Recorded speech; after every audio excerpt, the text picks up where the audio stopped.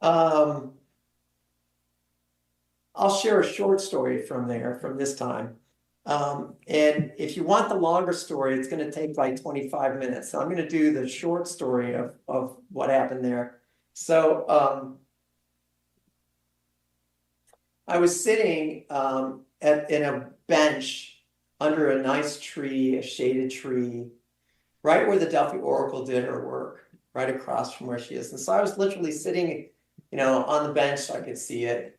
And then this tour group moved in, right all around me, because I was under a tree, and it was 75, 76 degrees, little billowy clouds, blue sky, slight breeze.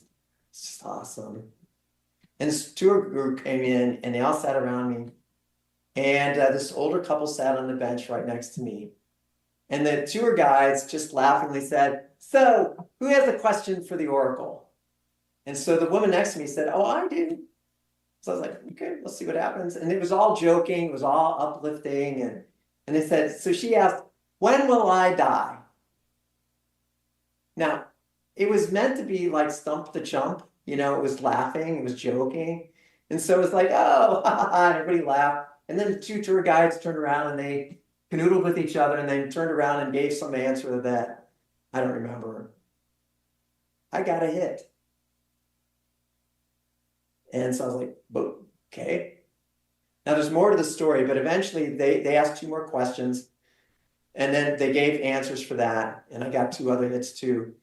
But when the tour had left, I tapped the woman on the shoulder and I said, "Excuse me, but you asked a question. Do you want an answer to that question?" She looked at her husband, and they're slightly older than me, and she said, "Yes." And I said, "Repeat your question." She said, "When will I die?" And I said, "When you complete your life mission." And she sat back. She said, "Thank you."